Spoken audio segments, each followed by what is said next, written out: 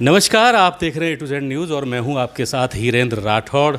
दिल्ली सिख गुरुद्वारा प्रबंधक कमेटी की ओर से एक प्रेस रिलीज जारी की गई थी, जिसमें हमारे साथ बैठे हुए कुलवंत सिंह बाठ जी को गुंडा कहा गया था। उनके साथ एक और नाम भी उसमें रिलीज में जारी किया गया था, उसी पर बात करेंगे। कुलवंत सिंह जी, पहले तो आपका स्वागत है हमारे इस कार्यक्रम में। वाहिगुरू जी का खालसा, वाहिगुरू जी की फतेह। पहले मैं ये जानना चाहूँगा कि जिस तरीके से बीजेपी का गुंडा कहा गया और आपको बहुत सारे आरोप लगाने की कोशिश की गई है उस प्रेस रिलीज में, तो वो पूरा मामला क्या है? पहली बात तो ये है राठौर जी कि जिस व्यक्ति द्वारा जिसके नाम से ये प्रेस रिलीज दी गई, मैंने सुबह खुद टेलीफोन मिला के उनसे पूछा तो उनको जानकारी नहीं है इस बात की कि उनके नाम से कोई प्रेस रिलीज दी गई है, या उसमें जो शब्द इस्तेमाल किए गए हैं मतलब वो उनके शब्द ही नहीं हैं। ये सारा काम मनजिंदर सिंह सिरसा, जो एक सिखों में एक हमने फिल्म देखी थी नटवर लाल, तो मैं समझता हूँ कि उससे बड़ा नटवर लाल जो है वो कोई मुझे आज तक दिल्ली गुरुद्वारा प्रबंधक कमेटी में तो देखने को नहीं मिला। बल्कि मैं सिख कौम में कहूँ, सिख कौम में नटवर लाल नहीं होते, सिख कौम में सेवा भावना वाले लोग होते हैं, श्रद्धा वाले लोग होते हैं। उनके द्वारा ये जो कल प्रेस रिलीज दिलवाई गई या यूज़ करा गया किसी को, उसका मैं केवल इतना कहना चाहूँगा कि एक्ट के मुताबिक दिल्ली सिख गुरुद्वारा प्रबंधक कमेटी का मैं आज भी उपाध्यक्ष हूँ, और उपाध्यक्ष के नाते मैं अपना काम संभालने के लिए, क्योंकि जो आम चुनाव है वो आगे कर दिया गया है कोविड की वजह से, तो हम 15 इलेक्टेड मेंबर जो हमारे हैं हमारे साथ में, जिनका समर्थन हमारे साथ में है, वो अलग अलग पार्टियों से हैं, अलग अलग उनकी विचारधारा हो सकती है, लेकिन उन सब लोगों ने ये मुझे भी प्रेरित करा कि आप अपनी सेवा दोबारा से शुरू करें, क्योंकि दिल्ली गुरुद्वारा प्रबंधक कमेटी में जिस तरीके से चोरी चकारी हो रही है, जिस तरीके से जो हमारी गुरुओं की परंपरा है, जो दसवंध देने की परंपरा है, सिखों को गुरु साहब का आदेश है कि अपनी नेक कमाई में से दसवंध दान करके उससे जो गुरु घर की सेवाएं हैं, चाहे वो लंगर की सेवा हो, हॉस्पिटल की सेवाएं हों, इन सेवाओं को चलाया जाता है। लेकिन मनजिंदर सिंह सिरसा सारे एक्ट की धज्जियाँ उड़ा के ना तो कोई कार्यकारिणी की बैठक बुलाते हैं, ना जनरल हाउस बुलाते हैं, जबकि एक्ट के मुताबिक 15 दिन और 3 महीने में ये अनिवार्य है। लेकिन जब कल हम वहाँ बिना किसी वायलेशन के अपना ऑफिस उनको बोला था, तो उन्होंने इनकार कर दिया कि हम ऑफिस आपको नहीं देंगे। तो हमने बोला कि हम ठीक है भैया, हमने तो काम करना है, हम जीएम साहब के कमरे में बैठ के काम शुरू करेंगे। तो कल जो हमने जवाब तलबी वहाँ जीएम साहब से करी, उससे इनको परेशानी हुई। इनको लगा कि जो नाजायज़ काम मेरे द्वारा किए जा रहे हैं, अब उनके ऊपर बाठ के यहाँ बैठने से नकेल लग जाएगी, क्योंकि दिल्ली गुरुद्वारा प्रबंधक कमेटी का स्टाफ भी नहीं चाहता कि वो नाजायज़ काम करे जाएं, लेकिन उनको कोई सपोर्ट नहीं है। मेरे बैठने से उनको एक समर्थन, मोरल समर्थन मिला है, तो वो भी खुश हैं इस बात से।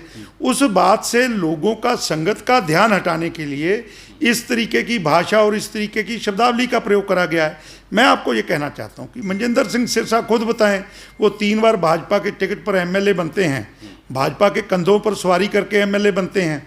शायद उनका ये सपना आगे आने वाले टाइम में पूरा ना हो। हरमीत सिंह कालका, वो भी भाजपा की टिकट पर एमएलए बनते हैं, तो वो भी गुंडे हुए भाजपा के। दूसरी बात ये है कि उनकी पत्नी हरमीत सिंह कालका की, मनप्रीत कौर कालका, वो आज भी भाजपा की पार्षद हैं, तो वो भी भाजपा की गुंडी हुई, और इसी तरीके की गुंडागर्दी वो घर में भी करती होंगी, इसीलिए गुंडा शब्द भाजपा के लोगों के लिए बोला जा रहा है। दूसरी बात यह है कि भाजपा का कहीं भी दिल्ली की सिख पॉलिटिक्स से, दिल्ली गुरुद्वारा कमेटी से कोई ना उनकी दखलंदाजी है ना उनका संबंध है। मैं 3 बार चुनाव लड़ा हूँ दिल्ली गुरुद्वारा प्रबंधक कमेटी का। भाजपा ने कभी भी मुझे ना तो चुनाव लड़ने के लिए कहा, ना उन्होंने कभी मुझे चुनाव लड़ने से रोका, क्योंकि धर्म का मामला है। धर्म में किसी भी पार्टी का आदमी, जैसे तरविंदर सिंह मारवा, वो कांग्रेस का एमएलए है, वो भी चुनाव लड़ते हैं, वो भी हमारे मेंबर हैं, इलेक्टेड मेंबर हैं। तो इसमें किसी पार्टी को बदनाम करने की जरूरत नहीं है। ये सिख कौम जो सेवा करती है, सेवा भावना करती है, हमारे गुरुद्वारों की लोग मिसाल देते हैं, कोर्टों में मिसाल दी जाती है। मनजिंदर सिंह सिरसा केवल अपनी चमक दमक बनाने के लिए वो इस तरीके के इल्ज़ाम लगाते हैं, जबकि उनकी अपनी इच्छा भाजपा से राज्यसभा में जाने की रही है, भाजपा से लोकसभा चुनाव लड़ने की रही है।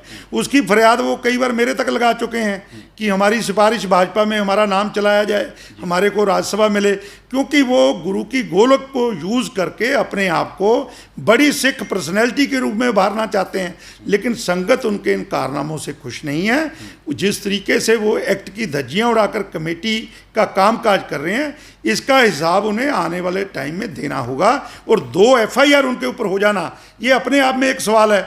और अगर उनमें कहीं भी इंसानियत हो, गुंडागर्दी तो वो कर रहे हैं कि उनके ऊपर FIR हो जाए और वो इस्तीफ़ा ना दें, जबकि उससे पहले जो प्रेसिडेंट थे उनके ऊपर मनजीत सिंह जी के ऊपर जब FIR होती है तो वो भी इस्तीफ़ा दे के जाते हैं। तो नैतिकता तो उनमें नहीं है, गुंडागर्दी पे तो वो उतरे हुए हैं। तो मैं केवल इतना कहना चाहूँगा, संगत का ध्यान डाइवर्ट करने के लिए इस तरीके की बयानबाजी उनकी तरफ से की जा रही है। यानी कि आप सीधे तौर पर और स्पष्ट तौर पर ये कह रहे हैं कि कोई कहा सुनी नहीं हुई, कोई झगड़ा नहीं हुआ, उसके बावजूद इस तरीके के जो आरोप लगाए गए।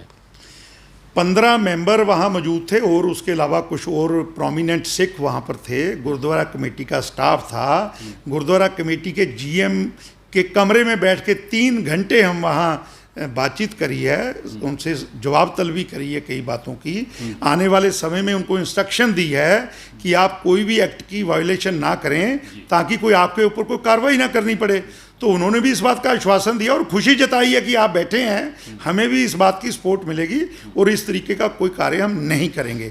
लेकिन जिस तरीके की शब्दावली वो कह रहे हैं, उसका एक ही मकसद है कि दिल्ली की संगत का किसी तरीके ध्यान जो है वो डाइवर्ट करा जाए, ताकि जो मुद्दे हैं उनके खिलाफ उन मुद्दों के ऊपर पर्दा डाला जाए।